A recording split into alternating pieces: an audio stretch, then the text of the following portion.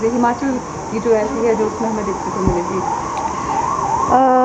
Book अब आपके सामने है, आप सब पढ़िएगा इसको। देवधरा हिमाचल से संबंधित अखबार है। बुक लिखी है अखबार की दुनिया से अलग। हिमाचल के लिए ये स्वर्णिम अवसर है। 50 वर्ष हिमाचल के पूर्ण राज्यत्व के हुए हैं और भारत की आज़ादी का 75वां साल चल रहा है। तो ये दोनों का संयोग जो है वो अद्भुत संयोग है और इस अवसर के शुभ अवसर के हम सब साक्षी हैं और हम सब लोगों के लिए ये सौभाग्य की बात है कि ये दौर हमारे टाइम पे आया। मैंने ये सोचा जब ये वर्ष शुरू हुआ कि मैं कुछ ऐसा करूं जिसके कारण मैं अपने प्रदेश के लिए कुछ योगदान दे के जाऊँ। आपको पता है कि मैं जर्नलिज्म बैकग्राउंड से रही, रोज़ खबरें लिखना, रोज़ अखबार छपना, फिर थोड़े दिनों बाद वो सब पुराना हो जाता था।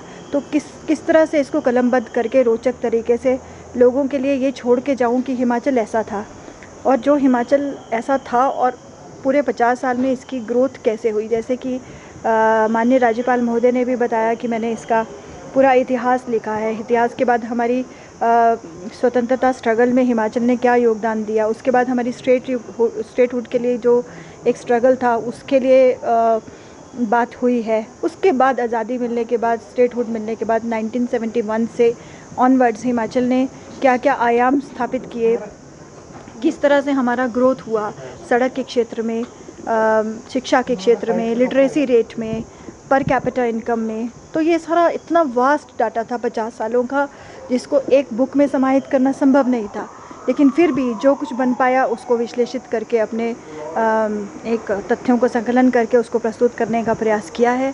मुझे लगता है कि मेरा ये वो योगदान है इस स्वर्णिम हिमाचल के अवसर पर कि आने वाली पीढ़ियाँ इनको पढ़ेंगी। जैसे कि राज्यपाल जी ने भी कहा कि एक बुक रेडी रेफरेंस के तौर पर सबके लिए उपयोगी होगी।